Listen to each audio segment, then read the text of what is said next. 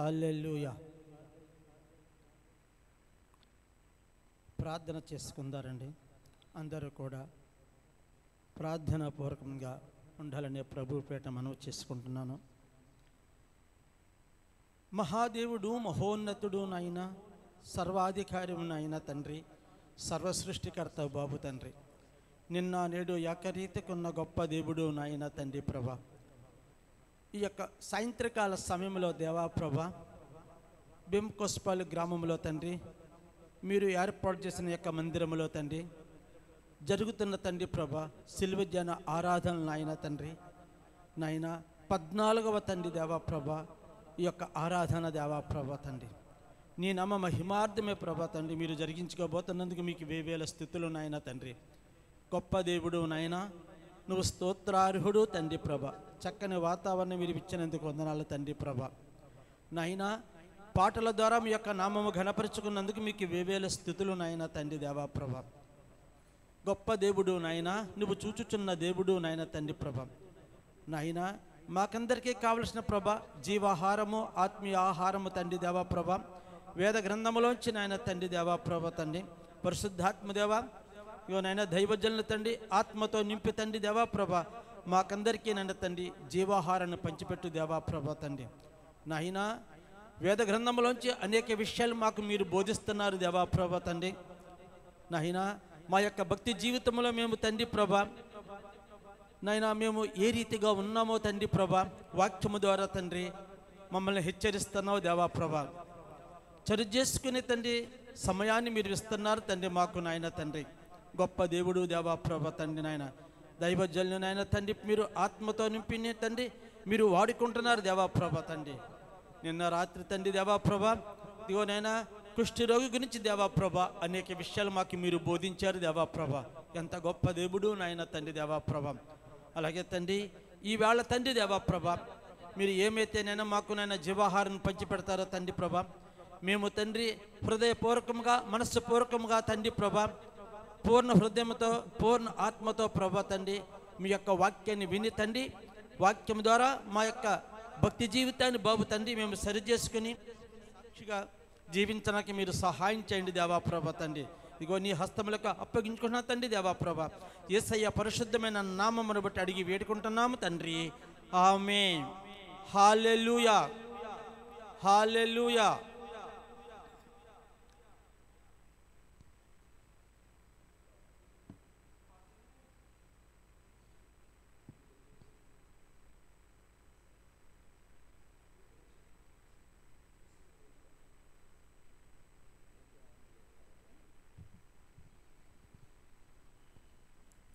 దేవునికి మహిమ కలుగునుగాక.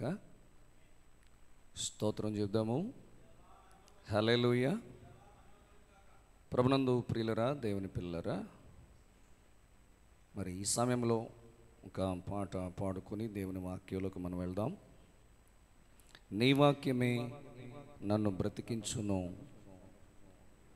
బాధలలో నెమ్మదినిచ్చును అనే కీర్తన పాడుతూ ప్రభువును స్తుతిందాము. ప్రభువు నామమునకు మహిమ చెల్లిందాం.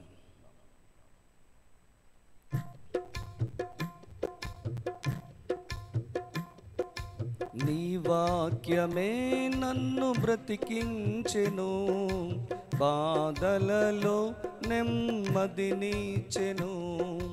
నీ వాక్యమే నన్ను బ్రతికించెను, బాధలలో నెమ్మదినిచ్చెను.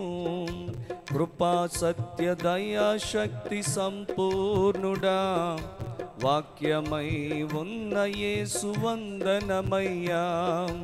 కృపా సత్య దయా శక్తి సంపూర్ణుడా, వాక్యమై ఉన్న యేసు వందనమయ్యా. నీ వాక్యమే నన్ను బ్రతికించెను, బాధలలో నెమ్మదినిచ్చెను. నీ వాక్యమే నన్ను బ్రతికించెను, బాధలలో నెమ్మదినిచ్చెను. పాల వంటిది జుంటె తేనె వంటిది, నా జిహ్వాకు మా మధురమైనది, పాల వంటిది జుంటి తేనె వంటిది. నా జిహ్వాకు మా మధురమైనది, మేలిమి బంగారు కన్న మిన్నైనది, మేలిమి బంగారు కన్న మిన్నైనది. రత్నరాసుల కన్న కోరదగినది, రత్నరాసుల కన్న కోరదగినది. నీ వాక్యమే నన్ను బ్రతికించెను, బాధలలో నెమ్మదినిచ్చెను. నీ వాక్యమే నన్ను బ్రతికించెను, బాధలలో నెమ్మదినిచ్చెను.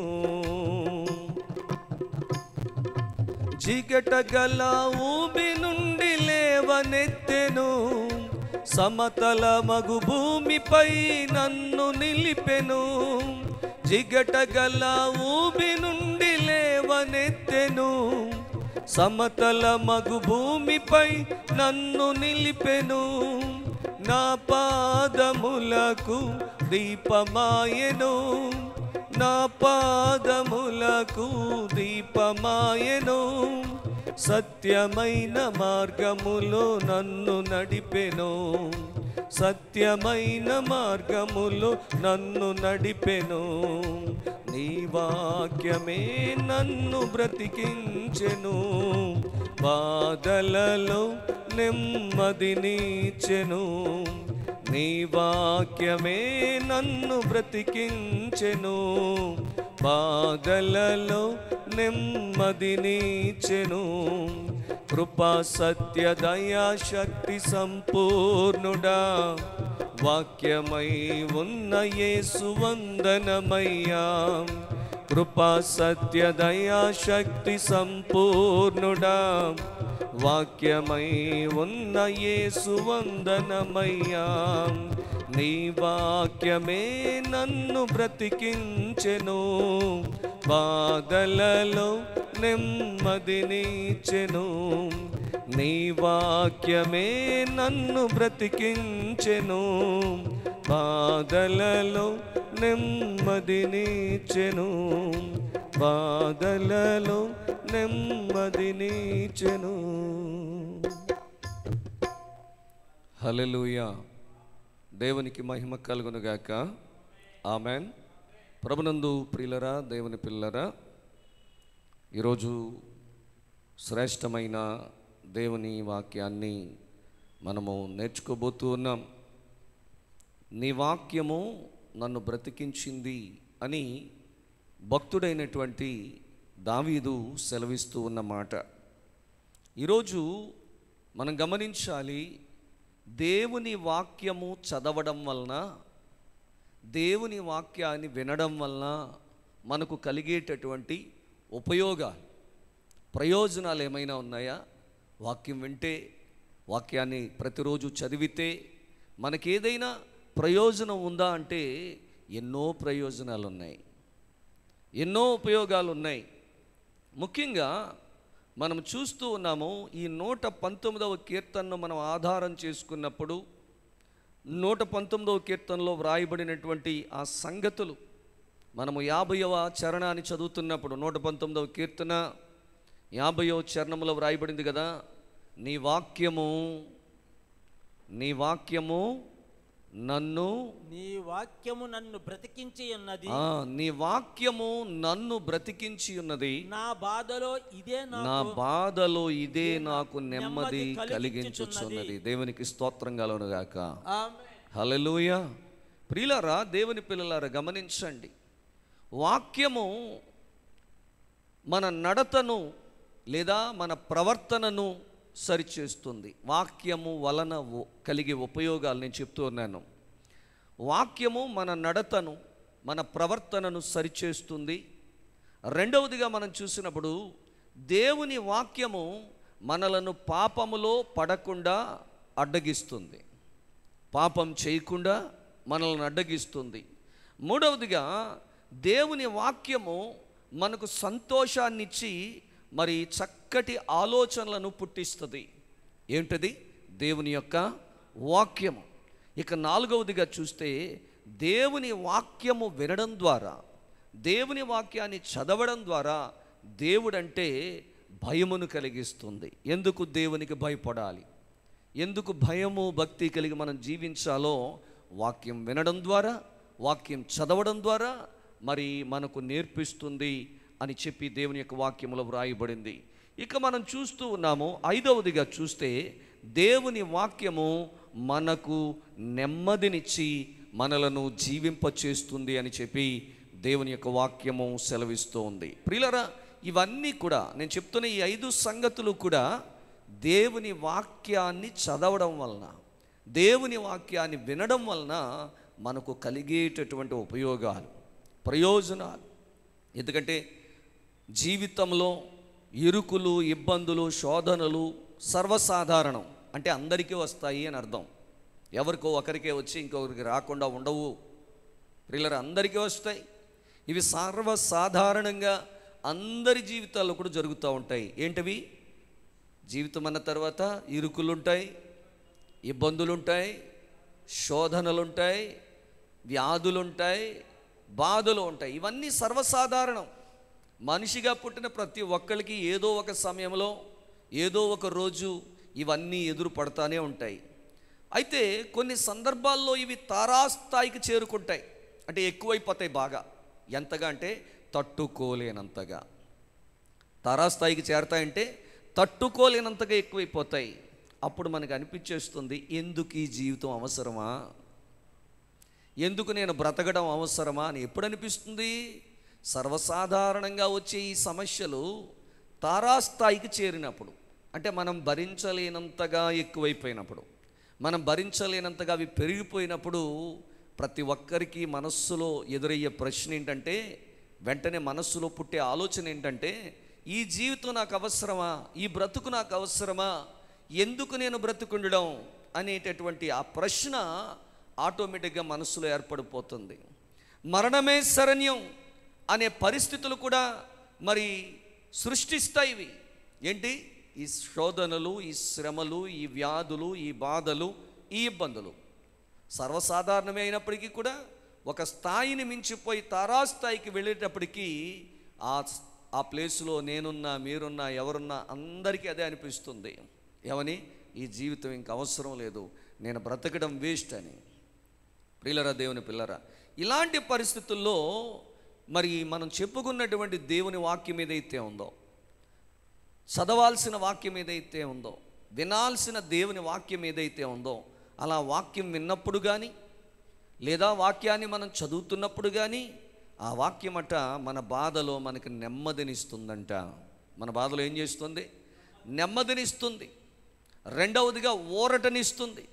మూడవదిగా జీవితం మీద మరలా బ్రతకాలి అనే ఆశను పుట్టిస్తుంది. దేవునికి స్తోత్రం కలుగును గాక. హల్లెలూయా. మన బాధలో నెమ్మదినిస్తుంది, ఊరటనిస్తుంది, ఆదరణ కలిగిస్తుంది. జీవితంలో మరలా బ్రతకాలి అనేటటువంటి ఆశను చిగురింపచేస్తుంది. ఆఖరికి దేవుని వాక్యమే మనల్ని జీవింపచేస్తుంది అని చెప్పి ప్రభు పేరిట నేను తెలియచేస్తూ ఉన్నా. మనం ఇందాకలో చదువుకున్నట్టుగా 119వ కీర్తన 50వ చరణంలో చదువుకున్నట్టుగా, నీ వాక్యము నన్ను బ్రతికించి ఉన్నది, నా బాధలు ఇదే నాకు నెమ్మదిని కలిగిస్తుంది. కొందరికి బాధలు ఉంటాయి, ఏమండి, ఆదరణ ఉండదు. మరికొందరికి బాధలు ఉండవు కానీ ఆదరణ ఉంటుంది. బాధ లేనివాడికి ఆదరణ ఉంటుంది, బాధలు ఉన్నవాడికి ఆదరణ ఉండదు. చాలామంది అనుకుంటారు, ఎందుకు బైబిల్ రోజు చదివితే ఉపయోగం ఏమైనా ఉందా, రోజు బైబిల్ చదవాలా అనుకుంటారు, లేదా వాక్యం వినాల్సిన అవసరం ఏముందని అనుకుంటారు. కానీ ఈ వాక్యమే మనల్ని బ్రతికించేది, ఆదరణ ఇచ్చేది, మరి నెమ్మదినిచ్చేది, సమాధానాన్ని ఇచ్చేది దేవుని వాక్యమే అని చెప్పి ప్రభు పేరుడు తెలియజేస్తూ ఉన్నాను. విశ్వాసులకైతే కొందరికైతే బాధలు ఉంటాయి, ఆదరణ ఉండదు. మరికొందరికి బాధలు ఉండవు కానీ ఆదరణ ఉంటుంది. మరి విశ్వాసులకైతే బాధలు, ఆదరణ రెండూ ఉంటాయి. దేవునికి స్తోత్రం కలుగును గాక. లోకంలో ఉన్న వాళ్ళకి బాధలుంటే ఆదరణ ఉండదు, ఆదరణ ఉంటే బాధలు ఉండవు. కానీ విశ్వాసులకైతే బాధలు ఉంటాయట, రెండవదిగా ఆదరణ కూడా వాళ్ళకి ఖచ్చితంగా ఉంటుంది అని చెప్పి దేవుని యొక్క వాక్యం సెలవిస్తుంది. ఎందుకంటే కష్ట సమయంలో దేవుని పిల్లలకు దేవుని వాగ్దానాలే చెప్పలేనంత ఆదరణ కలిగిస్తాయి. దేవునికి స్తోత్రం కలుగునుగాక. ఈ సమయంలో కష్టకాలంలో, కష్టతరమైన సమయాలలో మరి దేవుని వాక్యము చెప్పలేనంత ఆదరణ దేవుని పిల్లలకు కలిగిస్తుంది. అవి బాధలలో సజీవమైన నిరీక్షణను మనకు అనుగ్రహిస్తాయి అని చెప్పి ప్రభు పేరుడు తెలియజేస్తా ఉన్నాను. నేనంటాను, అనేక సందర్భాలలో మన బాధలు తొలగకపోవచ్చు, కానీ ఆ బాధలలో సైతము దేవుడు మనకు నెమ్మదినిస్తాడు. దేవునికి స్తోత్రం కలుగునుగాక. ఒకటి, దేవుడు బాధలు తీసివేసి నెమ్మదిస్తారు. ఇంకొకటి, బాధలు తీరకపోయినా కానీ దేవుడు ఏమిస్తారట? నెమ్మదినిస్తారని చెప్పి దేవుని యొక్క వాక్యము సెలవిస్తూ ఉంది. హల్లెలూయా. ఆదరణ అయితే ఎప్పుడు ఉంటూనే ఉంటుంది. ఎవరొకరి ద్వారా, దేవుని వాక్యం ద్వారా దేవుడు ఆదరిస్తూనే ఉంటారు. చనిపోదాం అనుకున్న వాడికి ఆ రోజు దేవుడు వాక్యం ద్వారా మాట్లాడినప్పుడు, సరే ఆగుదాము, దేవుడు నిరీక్షణ కలిగి చూడమంటున్నారు, ఎదురు చూడమంటున్నారు, తొందరపడద్దు అంటున్నారు. ఇలాంటి వాక్యాలు ఎన్నో మనిషిని ఏం చేస్తాయి? చనిపోవాలనుకునేవాడిని కూడా ఆపు చేస్తాయి. నిజంగా ఆ ఆదరణ, ఆ దేవుని వాక్యము లేకపోతే మనం ఏమైపోతాం చెప్పండి? మనం గనక బలవంతంగా మరణిస్తే వెనకాల భార్య పరిస్థితి ఏంటి, పిల్లల పరిస్థితి ఏంటి, తల్లిదండ్రుల పరిస్థితి ఏంటి, భర్త పరిస్థితి ఏంటి, ఇవన్నీ కూడా ఆలోచింపచేసేది దేవుని యొక్క వాక్యము అని చెప్పి ప్రభు పేరిట నేను తెలియచేస్తా ఉన్నాను. దేవునికి స్తోత్రం కలుగునుగాక. హల్లెలూయా. ప్రియులరా, అది మనలను బ్రతికిస్తుంది దేవుని వాక్యము. అసలు అపోస్తులుడైన పౌలు గారిని మనం చూస్తున్నప్పుడు, పౌలు గారి గురించి వ్రాయబడిన మాటలు ఏంటంటే, ఆయన అసలు పేరు సౌలు. సౌలు గారి అసలు పేరు, పౌలు గారి అసలు పేరు సౌలు. ఇతడు యోధా మత ప్రవిష్టుడైన గమలీయేలు పాదాల దగ్గర ధర్మశాస్త్ర విద్యను నేర్చుకున్నటువంటి వాడు. క్రైస్తవ్యాన్ని సమూలనంగా నాశనం చేసేయాలనుకున్నటువంటి వ్యక్తి. అసలు క్రైస్తవ్యమే ఉండడానికి వీల్లేదని, క్రైస్తవ్యాన్ని సర్వనాశనం చేయాలని చెప్పి మరి ప్రియులరా అధికారం పొంది క్రీస్తు ప్రత్యక్షత ద్వారా క్రీస్తు ఖైదీగా మార్చబడిపోయాడు. అసలు ఆ మార్గంలో ఉన్న వాళ్ళందరినీ చంపాలి, బంధించాలనుకున్నాడు. అలాంటి వ్యక్తి మరి ఆ మార్గంలో ఉన్న వాళ్ళని చంపడానికి, బంధించడానికి వెళుతూ ఉన్నప్పుడు యేసు ప్రభు వారి ప్రత్యక్షత ఆయనకి అనుగ్రహించబడిందంట. మార్గ మధ్యలో దమస్కు మార్గంలో యేసు ప్రభు వారు ప్రత్యక్షమయ్యారంట. ప్రత్యక్షమై ఆయనతో ఎప్పుడైతే మాట్లాడారో, క్రీస్తు విరోధి కాస్త ఏమైపోయాడు? క్రీస్తుకు ఖైదీగా మారిపోయాడు, క్రీస్తుకు బందీగా మారిపోయాడు. మారిపోవడమే కాదు, క్రీస్తును పోలి అతడు నడుచుకున్నట్లుగా దేవుని యొక్క వాక్యంలో వ్రాయబడింది. దేవునికి స్తోత్రం కలుగునుగాక. ఎంతలా మారిపోయాడంటే ప్రియులరా, బైబిల్ గ్రంథంలో అత్యధికంగా 14 పత్రికలను ఇతనే వ్రాసాడట. ఎన్ని పత్రికలు? 14 పత్రికలను ఇతడే వ్రాసాడట. బైబిల్ గ్రంథంలో స్వార్థ నిమిత్తమై గొప్ప ప్రయాణము, స్వార్థ ప్రయాణం, మొదటి స్వార్థ ప్రయాణం, రెండవ స్వార్థ ప్రయాణం, ఇలాగ స్వార్థ ప్రయాణం అంటే స్వార్థ ప్రకటిస్తూ ప్రయాణం చేయడమే. ఒక గొప్ప యాత్రికుడిగా స్వార్థ ప్రయాణం చేశాడు. అలాగే అపోస్తులుగా ఉన్నాడు, ప్రవక్తగా ఉన్నాడు, దైవజనుడిగా ఉన్నాడు, పెద్దగా ఉన్నాడు, స్వార్థికుడుగా, ఇలా అనేకమైన ఆధిక్యతలు కలిగినటువంటి వ్యక్తి. శరీరంలో కూడా ఒక ముళ్ళు ఉందంట. ఆయన శరీరంలో కూడా ఏముంది? ఒక ముళ్ళు ఉందంట. ముళ్ళు ఉన్నప్పుడు దానిని తొలగించమని ముమ్మారు ప్రభువుని వేడుకున్నాడని ఉంది బైబిల్లో. ప్రభా, ఈ ముళ్ళు నాలో నుంచి తీసివేయమని ముమ్మారు వేడుకున్నాడంట. చూడండి, కొరింథీయులకు రాసిన రెండవ పత్రికలో 12వ అధ్యాయము 7-8 వచనాలు రాయబడ్డాయి. కొరింథీయులకు రాసిన రెండవ పత్రిక 12వ అధ్యాయము 7-8 వచనాలు చదువుకుందాం. నాకు కలిగిన ప్రత్యక్షతలు బహు విశేషముగా ఉన్నందున నేను అత్యధికముగా హెచ్చిపోకుండు నిమిత్తము నాకు శరీరములో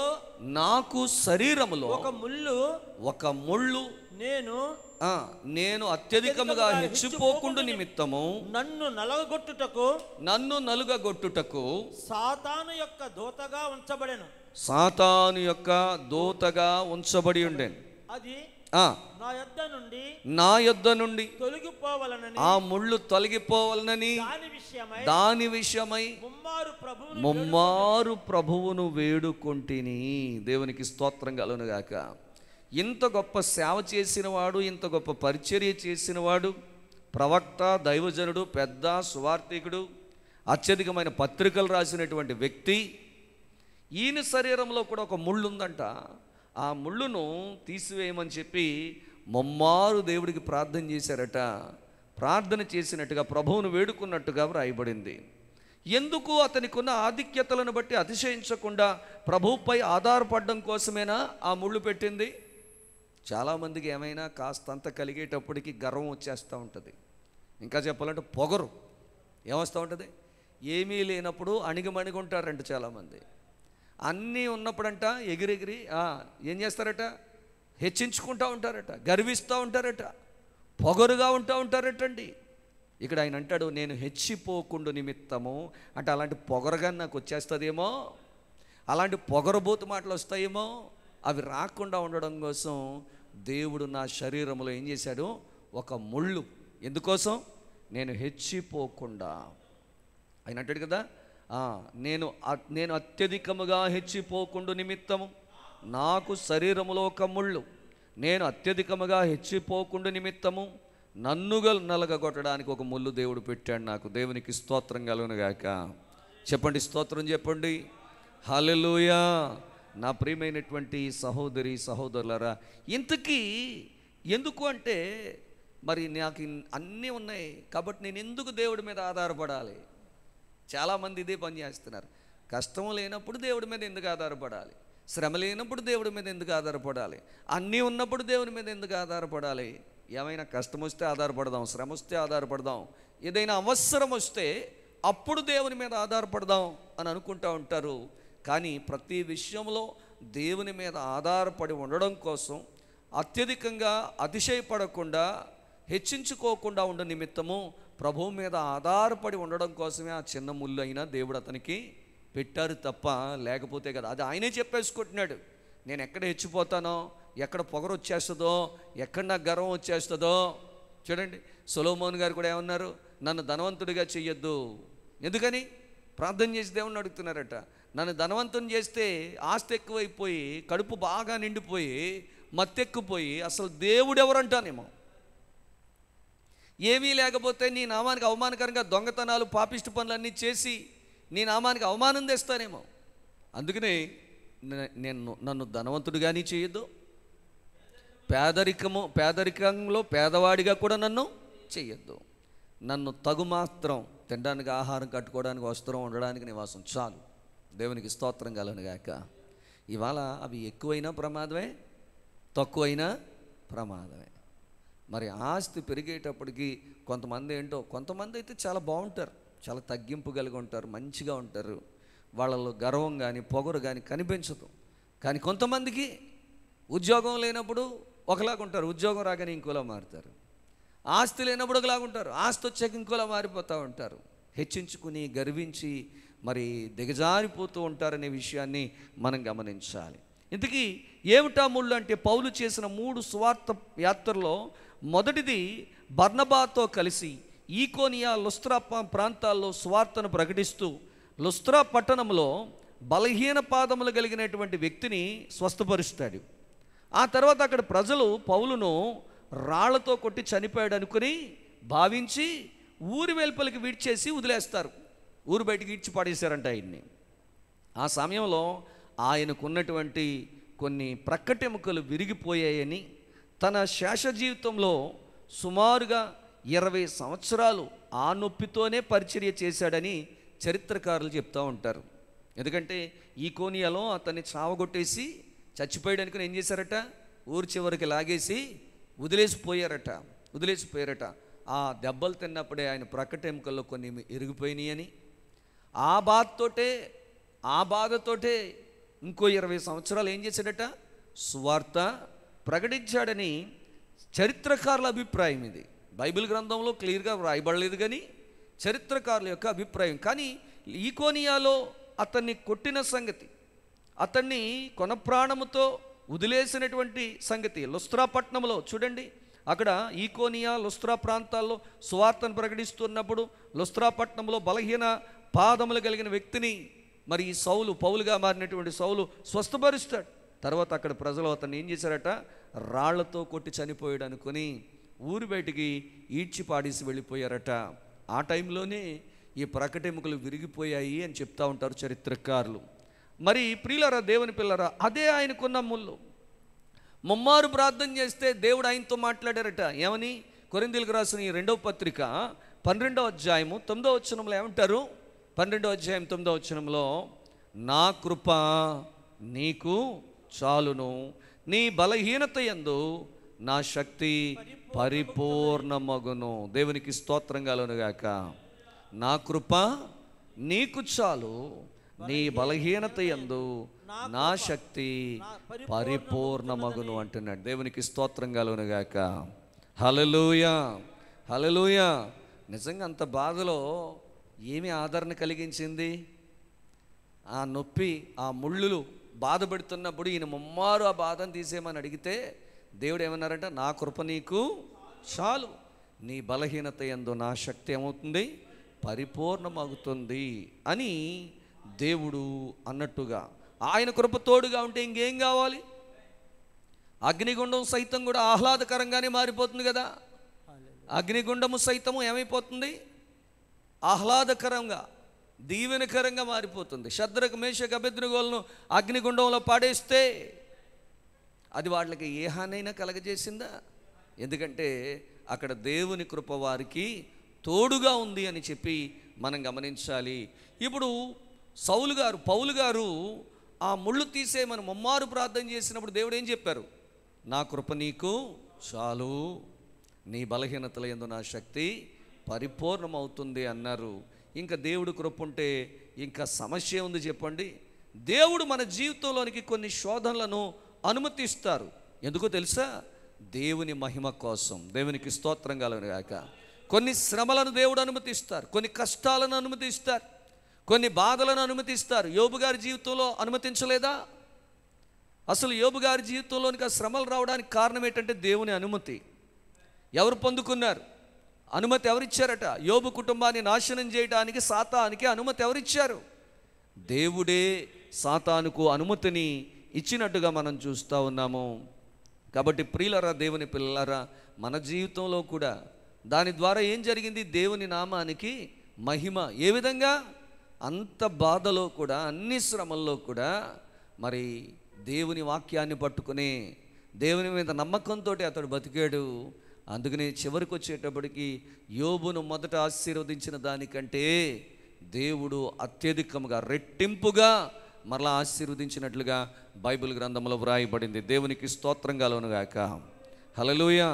యోహాను సువార్త 9వ అధ్యాయము మొదటి 3 వచనాలు మనం చూసినప్పుడు, యోహాను సువార్త చూద్దాం, చూడండి. 9వ అధ్యాయము మొదటి 3 వచనాలు మనం చదువుతాం. ఆయన మార్గమున పోవుచుండగా, ఆయన మార్గమున పోవుచుండగా పుట్టి గుడ్డైన ఒక మనుష్యుడు కనబడెను. పుట్టి గుడ్డి అయిన ఒక మనుష్యుడు కనబడెను. ఆయన శిష్యులు అడుగుతున్నారట, బోధకుడా, వీడు గుడ్డివాడే పుట్టుటకు ఎవరు పాపము చేసెను? వీడా వీనిని కన్నవారా అని ఆయనను అడుగగా, యేసు వీడైనను వీని కన్నవారైనను పాపము చేయలేదు గాని దేవుని క్రియలు వీని యందు ప్రత్యక్షపరచబడుటకే వీడు గుడ్డివాడుగా పుట్టెను. దేవునికి మహిమ కలుగునుగాక. చెప్పండి, స్తోత్రం చెప్పండి. ఆ గుడ్డితనాన్ని దేవుడు ఎందుకు అనుమతించారట? దేవుని మహిమ కోసం. దేవుని మహిమ కోసం కొన్ని అనుమతిస్తారు. ఒకవేళ మన జీవితంలో ఈరోజు మనం ఎదుర్కొంటున్న శ్రమలు కూడా దేవుని మహిమ కోసం వచ్చేయేమో ఒక్కసారి ఆలోచించాలి. ఎందుకంటే దేవుని వాక్యం మనల్ని బలపరుస్తుంది ఈరోజు, దేవుని వాక్యం మనల్ని బ్రతికిస్తుంది ఈరోజు. అందుకని నీ బ్రతుకులో వచ్చేవన్నీ కూడా నువ్వు చేసిన పాపాన్ని బట్టే వస్తాయని అనుకోకు. ఒక్కొక్కటి దేవుని మహిమ కోసం కూడా దేవుడు అనుమతిస్తారు అని చెప్పి ప్రభు పేరిట నేను తెలియచేస్తా ఉన్నాను. దేవునికే మహిమ కలుగునుగాక. ఒక్కొక్కసారి మహిమ నుండి అత్యధికమైన మహిమలోనికి చేర్చడానికి, అత్యధికంగా ఆశీర్వదించడానికి దేవుడు అనుమతిస్తారట. యోబు గ్రంథంలో మీరు ఇంటికి వెళ్ళిన తర్వాత చదువుకోండి. 1-2 అధ్యాయాలు కానీ 42వ అధ్యాయంలో కానీ చూడండి, మహిమ నుంచి అత్యధికమైన మహిమలోకి వెళ్ళాడు. అలాగే ఆశీర్వాదం నుండి అత్యధికమైన ఆశీర్వాదంలోనికి యోబు గారు వెళ్ళినట్లుగా మనం చూస్తూ ఉన్నాం. దేవునికి స్తోత్రం కలుగునుగాక. పై తరగతిలోకి వెళ్ళాలంటే పరీక్ష రాయాలా వద్దా? ఇంటర్మీడియట్కి వెళ్ళాలంటే 10th పాస్ అవ్వాలి, ఆ పరీక్ష పాస్ అవ్వాలి, పరీక్ష రాయాలి. ఒక తరగతిలో నుంచి ఇంకో తరగతిలోకి వెళ్ళాలంటే ఖచ్చితంగా మనం చదివిన తరగతిలో ఏ తరగతిలో ఉన్నామో ఆ తరగతిలో మనకి ఏం పెడతారు? పరీక్ష పెడతారు. అలాగే మహిమ నుంచి అత్యధికమైన మహిమలోకి వెళ్ళాలన్నా, దీవెనల నుంచి అత్యధికమైన దీవెన ఆశీర్వాదాలు మనం పొందుకోవాలన్నా మనకు పరీక్ష ఉంటుంది. ఆ పరీక్షను దేవుడు అనుమతిస్తారు. ఆ పరీక్షలో యోబు గారు నిలబడినట్టుగా మనం కూడా నిలవబడాలి అని చెప్పి ప్రభు పేరిట నేను తెలియజేస్తా ఉన్నాను. అంటే ఇది నిజంగా మరి సువర్ణం అంటే బంగారము శుద్ధి చేయబడాలి అంటే అది ఖచ్చితంగా కొలిమిలో కాల్చబడాలి, అగ్ని చేత అది పరీక్షించబడుతుంది. సువర్ణానికి అది సువర్ణము బంగారాన్ని శుద్ధీకరించాలంటే ఏం చేయాలట? కొలిమిలో ఖచ్చితంగా మండాల్సిందే. అలాగే దేవుడిచ్చే ఆశీర్వాదాలు అనుభవించాలంటే ఖచ్చితంగా శ్రమల గుండా ప్రయాణం చేయాల్సిందే. దేవునికి స్తోత్రం చెప్దాం అందరూ కూడా. హల్లెలూయా, స్తోత్రం చెప్దాం. హల్లెలూయా. నా ప్రియమైన సహోదరులు సహోదరులు, బంగారము శుద్ధి చేయబడ్డానికి అగ్ని చేత కాల్చబడినట్టుగా దేవుడిచ్చే ఆశీర్వాదాలు అనుభవించాలంటే మన విశ్వాస యాత్ర దేని గుండా ఉంటుందంట? శ్రమల గుండా ప్రయాణము చేయాల్సిందే. పరీక్షలే మనల్ని గమ్యానికి చేరుస్తాయి. పరీక్షలే మనకు గమ్యానికి చేర్చేటటువంటి మార్గాలుగా ఉంటాయి. ఆ పరీక్షలో ఫెయిల్ అయిపోతే గమ్యానికి చేరుకోలేము. పరీక్షలో పాస్ అయితే ఖచ్చితంగా ఆ పరీక్షలో పాస్ అవ్వడాన్ని బట్టి అది మనల్ని గమ్యానికి చేరుస్తుంది. అనుకున్న గమ్యానికి నిన్ను చేరుస్తుంది అని చెప్పి ప్రభు పేరుడు తెలియజేస్తా ఉన్నాను. దేవునికి స్తోత్రం కలుగునుగాక. హల్లెలూయా, హల్లెలూయా. పోరాట యోధుడైనటువంటి ఈ పౌలు గారు ఎందుకు పోరాట యోధుడు అంటున్నాను నేను? మంచి పోరాటము పోరాడి తినంటాడు. అందుకని ఆయన్ని ఎవరు చెప్పండి? పోరాట యోధుడు. ఏ విషయంలో పోరాడాడు చెప్పండి? ఆత్మీయ జీవితం కోసం పోరాడాడు. ఎవరితో పోరాడాడు? అపవాదితో పోరాడాడు. అపవాది బంధకాలు, అపవాది శోధనలు, అపవాది శ్రమల విషయంలో పోరాడి తన యొక్క గమ్యానికి అతడు చేరుకున్నాడు. దేవునికి స్తోత్రం కలుగునుగాక. హల్లెలూయా. గమ్యం చేరే వరకు మరి పౌలు గారు ఎలా అయితే పోరాడాడో మనం కూడా మన గమ్యానికి చేరే వరకు మరి యొక్క శ్రమల గుండా పోరాడుతూ మనం ప్రయాణం ముందు కొనసాగించాలని చెప్పి దేవుని యొక్క వాక్యము సెలవిస్తుంది. పోరాటం మంచిదై విశ్వాస సహితమైన బహుమానం పొందగలిగేదిగా ఉండాలి నీ పోరాటం.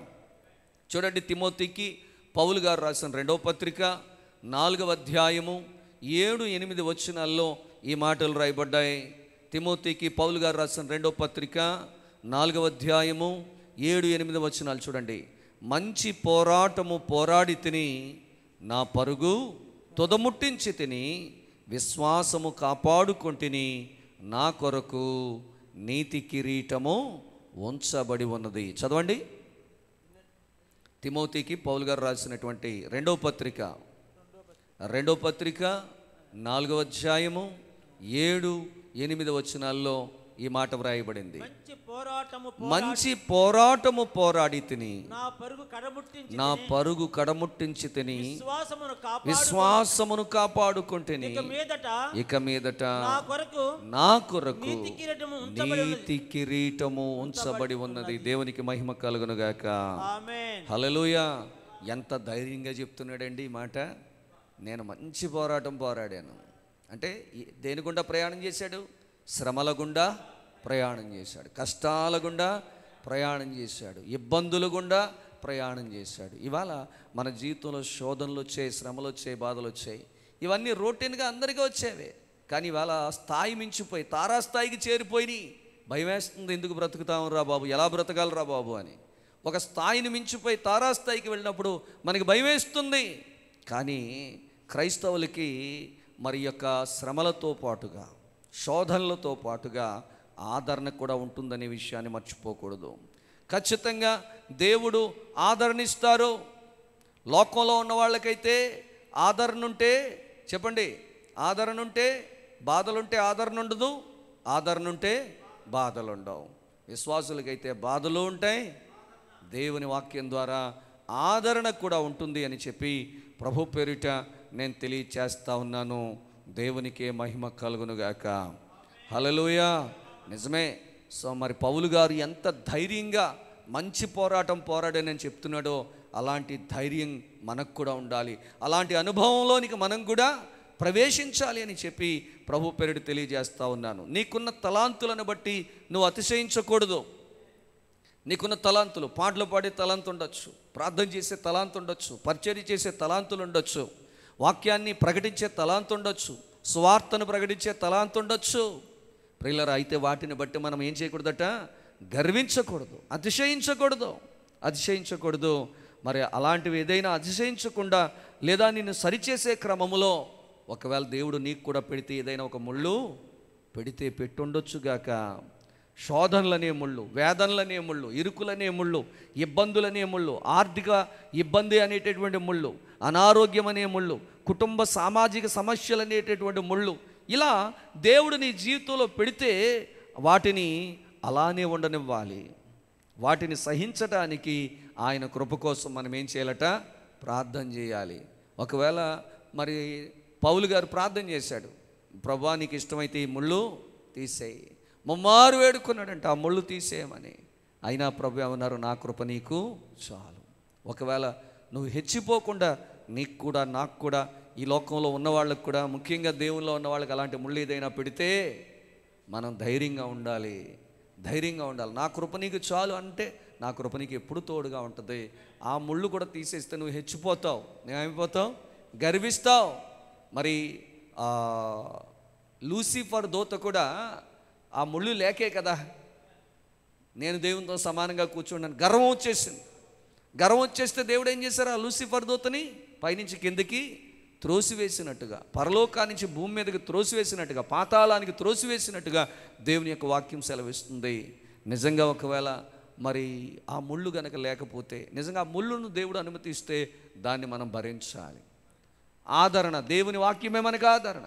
నీ కృప, నా కృప నీకు చాలన్నారు. ఇంకంతకంటే మనకు కావాల్సిన ఆదరణ ఏముంది? నా ప్రియమైన సహోదరులు, సహోదరులు, అందుకని ఒకవేళ అలాంటివి వచ్చినా సహించడానికి, తట్టుకోవడానికి దేవా నీ కృప నాకు దయచేయమని చెప్పి మనం ప్రార్థన చేయాలి తప్ప, మరి తీసేయమన్నా మనం హెచ్చిపోకుండా ఉండడానికి ఒకవేళ దేవుడు అనుమతిస్తే కనుక దానిని మనం హృదయపూర్వకంగా స్వీకరించాలి, అంగీకరించాలి అని చెప్పి ప్రభు పేరుడు తెలియజేస్తున్నాను. ఎందుకంటే నీ బలహీనతల యందే ఆయన శక్తి పరిపూర్ణమవుతుంది. దేవుని మాటలు మనకు నెమ్మదినిస్తాయి. సమస్యల సుడిగుండంలో కొట్టిమిట్టాడుతున్నటువంటి మన జీవితాలకు దేవుని వాక్యం మంచి ఆలోచన ఇచ్చి మనల్ని ముందుకు నడిపిస్తుంది. ముందు నుయ్యి వెనక గుయ్యి. అలాంటి పరిస్థితుల్లో ఏం చేయాలో అర్థం కానప్పుడు దేవుని వాక్యాన్ని ఒక్కసారి చదివి చూడు. దేవుని వాక్యం నిన్నేం చేస్తుందో తెలుసా? అంటే ఇలాంటి పరిస్థితులు ఎదురైనప్పుడు ముందు నుయ్యి వెనక గొయ్యి. ఇలాంటి పరిస్థితులు వచ్చినప్పుడు అట్టండి, నేను అంటున్నా దేవుని వాక్యాన్ని చదివి చూడు. ఖచ్చితంగా దేవుని వాక్యం ఏం చేస్తుందంటే నిన్ను ఆదరిస్తుంది. ఆ సమయానికి ఏం చెయ్యాలో నీకు మంచి ఆలోచన కూడా దేవుని వాక్యం ఇస్తుంది. నీ సమస్యకు పరిష్కార మార్గాన్ని చూపిస్తుంది. తద్వారా మన జీవితాలకు సంతోషము, నెమ్మది కలుగుతుందని చెప్పి ప్రభు పేరిట నేను తెలియచేస్తూ ఉన్నాను. దేవునికే మహిమ కలుగునుగాక. Amen, amen. అందుకని ఇప్పుడు వాక్యం మనకు అవసరమా కాదా చెప్పండి? వాక్యం అవసరం, చదవడం అవసరం, వాక్యాన్ని వినడం అవసరం. ఈరోజు బిజీ లైఫ్లో పడిపోయి విపరీతమైన పనులు భారం పెట్టేసుకుని వాక్యం వినడానికి టైం ఉంటుందా, వాక్యం చదవడానికి కూడా టైం చాలామందికి ఉండడం వల్ల ఈరోజు ఎంతోమందిని చూస్తున్నాం. వాళ్ళకి టైం ఉన్నా లేకపోయినా సమయానికి బైబిల్ చదువుతున్నారు. కొంతమందిని చూస్తూ ఉన్నాం, బస్సులో ప్రయాణం చేసేటప్పుడు కూడా అవకాశం దొరికితే బైబిల్ చదువుకుంటున్నారు. ట్రైన్లో ప్రయాణం చేసేటప్పుడు కూడా అవకాశం దొరికితే వాళ్ళు ఏం చేస్తున్నారు తెలుసా? బైబిల్ని చదువుతూ ఉన్నారు. ఎందుకో తెలుసా? ఆ వాక్యం వాళ్ళకి ఆదరణ, ఆ వాక్యం వాళ్ళకి మరి కృపను అనుగ్రహిస్తుంది, ధైర్యాన్ని ఇస్తుంది, ఆదరణ ఇస్తుంది, నెమ్మదిని ఇస్తుంది. కాబట్టి వారు చాలా చక్కగా బైబిల్ని విడిచిపెట్టడం లేదు. ఈరోజు నీ బైబిల్ ఎక్కడ ఉంది? ఈరోజు నువ్వు బైబిల్ కొనుక్కున్నావు, మంచి కవర్ వేసుకున్నావు, దానికి మంచి కవర్ వేసావు, ఖరీదైన బైబిల్ కొన్నావు, ఎక్కువ రేటు పెట్టుకున్నావు. ఎంత రేటు పెట్టుకుంటే సుఖం ఏంటి? ఎక్కువ రేటు పెట్టుకున్నావా, తక్కువ రేటు పెట్టుకున్నావా, మంచి కవర్ వేసావా, అసలు కవర్ వేయలేదా అన్నది కాదు కావాల్సింది. ఆ వాక్యాన్ని నువ్వు కవర్ చేయగలుగుతున్నావా లేదా? ఆ వాక్యాన్ని నీ హృదయంలోకి చేర్చుకుంటున్నావా లేదా? ఆ వాక్యాన్ని చదువుతున్నావా లేదా? ఆ వాక్యాన్ని వింటున్నావా లేదా? ఇది చాలా ప్రాముఖ్యమైనది. అందరూ చాలా హుషారుగా బైబిల్ కొనేస్తారు, కానీ నేను చెప్తున్నాను, నేను ఎంతోమందిని చూశాను, చదివే వాళ్ళు చాలా తక్కువ. బైబిల్ కొనేవాళ్ళ సంఖ్య రోజు రోజుకి పెరుగుతుంది. అత్యధికంగా ప్రపంచవ్యాప్తంగా అమ్ముడు పోయినటువంటి పుస్తకం ఏదైనా ఉందంటే ప్రపంచం మొత్తం మీద బైబిల్ ఒకటేనంట. దేవునికి మహిమ కలుగునుగాక. అత్యధిక శాతం ప్రింటింగ్ అచ్చు వేయబడింది కూడా బైబిలే, అత్యధికంగా అమ్ముడుపోయింది కూడా బైబిలే. కానీ అందరూ కొంటున్నారు కానీ చదువుతున్నారా? వాక్యం వింటున్నారా? వాక్యాన్ని చదువుతున్నారా? ప్రియులారా, దేవుని పిల్లలారా, ఎప్పుడైతే నువ్వు వాక్యాన్ని చదువుతావో, ఎప్పుడైతే వాక్యాన్ని శ్రద్ధగా వింటావో, నీ జీవితంలో ఎన్నో ఉపయోగాలు. అది గ్రహించినటువంటి దావీదు అంటాడు, నీ వాక్యము నన్ను బ్రతికిస్తుంది, నా బాధలలో ఇదే నాకు నెమ్మది కలిగి చేస్తున్నట్టు. మరో చోట అంటాడు, నీ వాక్యము నా పాదములకు దీపమును, నా త్రోవకు వెలుగై ఉంది అంటున్నాడు. కాబట్టి ప్రియులరా, వాక్యాన్ని నిర్లక్ష్యం చేస్తున్నారేమో, దయచేసి వాక్యాన్ని నిర్లక్ష్యం చేయొద్దు.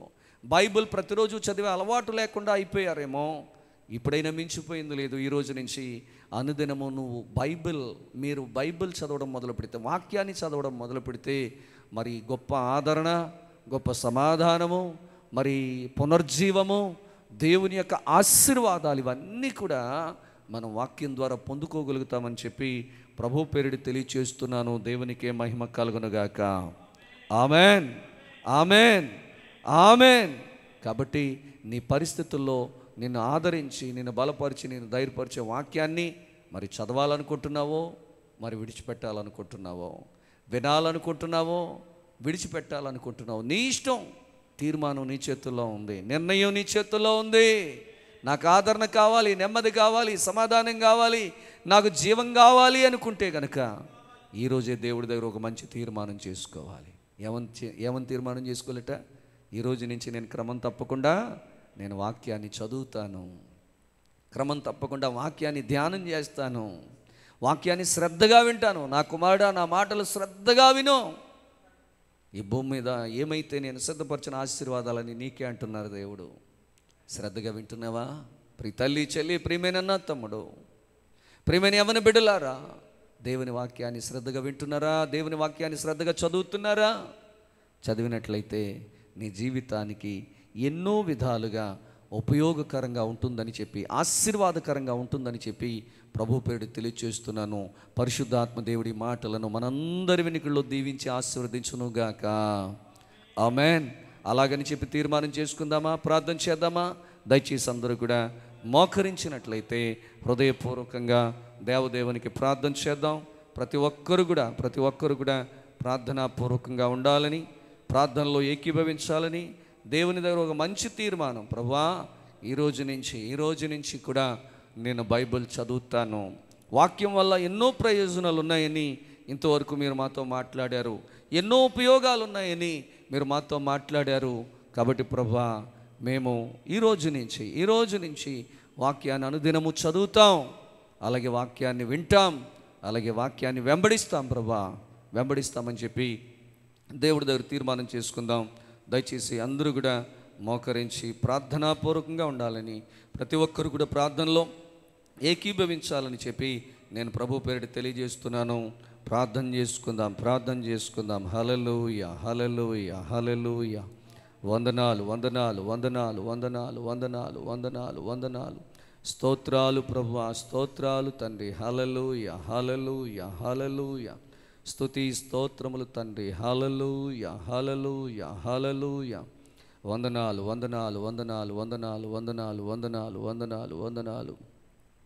నీ వాక్యమే నన్ను బ్రతికించెను, బాధ బాధలలో నెమ్మదినిచ్చెను, నీ వాక్యమే నన్ను బ్రతికించెను. బాధలలో నెమ్మదినిచ్చెను, కృపాశక్తి దయా సత్య సంపూర్ణుడా, వాక్యమై ఉన్న యేసు వందనమయ్యా. కృపాశక్తి దయా సత్య సంపూర్ణుడా, వాక్యమై ఉన్న యేసు వందనమయ్యా. నీ వాక్యమే నన్ను బ్రతికించెను, బాధలలో నెమ్మదినిచ్చెను, నీ వాక్యమే నన్ను బ్రతికించెను, బాధలలో నెమ్మదినిచ్చెను. పాల వంటిది జుంటె తేనె వంటిది, నా జిహ్వకు మధురమైనది. పాల వంటిది జుంటె తేనె వంటిది, నా జిహ్వకు మధురమైనది. మేలిమి బంగారు కన్న మిన్నైనది, మేలిమి బంగారు కన్న మిన్నైనది. రత్నరాసుల కన్నా కోరదగినది, రత్నరాసుల కన్నా కోరదగినది. నీ వాక్యమే నన్ను బ్రతికించెను, బాధలలో నెమ్మదినిచ్చెను, నీ వాక్యమే నన్ను బ్రతికించెను, బాధలలో నెమ్మదినిచ్చెను. బాధలలో నెమ్మదినిచ్చేటటువంటి దేవుని యొక్క వాక్యాన్ని ప్రియ సహోదరి సహోదరుడా, అనుదినము నేను చదువుతానని తీర్మానం చేసుకుందామా? అనుదినము కూడా నేను దేవుని వాక్యాన్ని ఈరోజు మొదలుకొని అనుదినము నేను ప్రభువా నీ వాక్యాన్ని చదువుతాను, ధ్యానిస్తాను. అంతేకాదు నీ వాక్యాన్ని వింటానయ్యా, నీ మాటకు నేను లోబడతానయ్యా ప్రభువా అని చెప్పి ప్రతి ఒక్కరూ తీర్మానం చేసుకుందాము, ప్రార్థన చేసుకుందాము. మహాపరిశుద్ధుడా, మహాగణుడా, మహోన్నతుడా, సృష్టికర్త, గొప్ప దేవా, మీ యొక్క పరిశుద్ధమైన ఘనమైన ఉన్నతమైన నామమును బట్టి మీకు వందనాలు, స్తోత్రాలు. ఇంతవరకు మీ కృపలో మమ్మను కాచి కాపాడి భద్రంగా జీవింపు చేశారు, వందనాలు. ఈ సిలువ ధ్యాన ఆరాధన కూడికలో మాకు పాలు పంపులిచ్చారు, వందనాలు అయ్యా. ఈరోజు శ్రేష్టమైన సందేశాన్ని మీరు మాకు దయచేశారు, మీకు వందనాలు తండ్రి. అయ్యా, వాక్యం ఎంత విలువైందో, వాక్యం చదవడం వల్ల ప్రయోజనం ఏంటో, వాక్యాన్ని వినడం వల్ల ఉపయోగాలు ఏమిటో ఈరోజు సూటిగా అనేకమైన విషయాలు లేఖన భాగములలో నుండి మీరు నాతో మాతో అందరితో మాట్లాడినందుకు వందనాలు చెల్లిస్తూ ఉన్నాను. అయ్యా, ఎంతమంది అయితే ఈరోజు ఈ యొక్క కార్యక్రమంలో ఈ సిలువ ధ్యానారాధనలో పాల్గొని మీ సందేశాన్ని విన్నారో వారందరూ మంచి తీర్మానము కలిగి జీవించినట్లుగా అయ్యా మీరు కృపనిచ్చినందుకు వందనాలు. వారి తీర్మానము అంగీకరించబడునుగాక. అయ్యా, ఈరోజు మొదలుకొని అనుదినము వారు మీ వాక్యాన్ని ధ్యానించేవారుగా ఉందురుగాక, మీ వాక్యాన్ని వినేవారిగా ఉందురుగాక. అయ్యా, తద్వారా గొప్ప ఆదరణ, గొప్ప సమాధానము, గొప్ప నెమ్మది, గొప్ప ఆశీర్వాదములో వారికి అనుగ్రహించబడునుగాక. తండ్రి వందనాలు. లైవ్ ద్వారా కూడా ఎంతోమంది ఈ వాక్యాన్ని వర్తమానాలు వింటూ ఉన్నారో వారిని కూడా ఆత్మీయంగా బలపరచండి, ఆత్మీయంగా స్థిరపరచండి. మీ కృపలో వారిని కూడా వర్ధిల్ల చేయండి ప్రభువా. ఇదిగో తండ్రి నాయన, వాక్యాన్ని బైబిల్ కొని ఒక ప్రక్కన పెట్టడం కాదు కానీ అయ్యా, ఖరీదైన బైబిల్ కొనుక్కున్నామని గొప్పలు చెప్పుకోవడం కాదు కానీ అయ్యా, ఆ వాక్యాన్ని ఖరీదు ఎక్కువ పెట్టి కొనుక్కున్నా, తక్కువ పెట్టి కొనుక్కున్నా, కానీ బైబిలే ప్రభువా. వాక్యమే ప్రభువా. ఈ వాక్యము నీ నోటి నుంచి వచ్చిన ప్రతి మాట అయ్యింది ప్రభువా. ఈ వాక్యాన్ని ప్రతి ఒక్కరు కూడా చదివి ధ్యానించి విని అర్థం చేసుకొని ఆదరణ పొందుకొని సమాధానాన్ని పొందుకొని మీ కృపతో ముందుకు సాగే భాగ్యమును ప్రతి ఒక్కరికి ప్రసాదించండి, మేలులతో నింపండి. అయ్యా, ఎవరైతే అయ్యా తారాస్థాయికి చేరిన శ్రమల్లో ఉన్నారో, సర్వసాధారణంగా అందరికీ శోధనలు వస్తాయి, అందరికీ శ్రమలు వస్తాయి, వ్యాధులు వస్తాయి, బాధలు వస్తాయి. కానీ ఒక స్థాయిని మించిపోయి తారాస్థాయికి వెళ్ళినప్పుడు అది భరించలేనప్పుడే చనిపోవాలనుకుంటారయ్యా. అది భరించలేనప్పుడు ఎందుకు బ్రతుకున్నానని అనుకుంటారయ్యా. అలాంటి పరిస్థితుల్లో కూడా మీ వాక్యం ఆదరిస్తుంది. దావీదు చెప్పినట్లుగా నా బాధల్లో ఇది నాకు నెమ్మదినిస్తుంది, నీ వాక్యమే నన్ను బ్రతికిస్తుందని సెలవిచ్చినట్టుగా ఈ వాక్యం యొక్క గొప్పతనాన్ని గుర్తించి చదివి ఆదరణ పొందుకొని సమాధానం పొందుకొని మీలో ముందుకు సాగడానికి, ధైర్యంగా ముందుకు సాగడానికి, ఆదరణ కలిగి ముందుకు సాగడానికి, నెమ్మది కలిగి ముందుకు సాగడానికి మీ కృప అనుగ్రహించండి. విన్న వర్తమానమును సాతానుడు దొంగిలించకుండా అందరి హృదయాలు పదిలపరచండి. వాక్యానుసారంగా జీవింపచేసి సమస్త మహిమ ఘనత ప్రభావములను మీరే పొందుకోమని రక్షకుడైన యేసుక్రీస్తు వారి పరిశుద్ధ నామములో మిక్కిలి వినయముగా బ్రతిమలాడి వేడుకొనుచున్నాను పరమ తండ్రి, ఆమెన్. మన తండ్రి అయిన యెహోవా యొక్కయు కుమారుడైన యేసుక్రీస్తు ప్రభువారి యొక్కయు పరిశుద్ధాత్మ యొక్కయు నామములో మీ అందరికీ కృపా సమాధానములు కలుగునుగాక. మీ ఆత్మలకు రక్షణ కలుగునుగాక. మీ మనస్సులకు నెమ్మది కలుగునుగాక. మీ శరీరమునకు స్వస్థత కలుగునుగాక. దేవదేవుడు మిమ్మను బలపరిచి ప్రభు యొక్క రెండవ రాకకు అనంత జీవమునకు దేవుడు మిమ్మలను సిద్ధపరచునుగాక. Amen, amen, amen.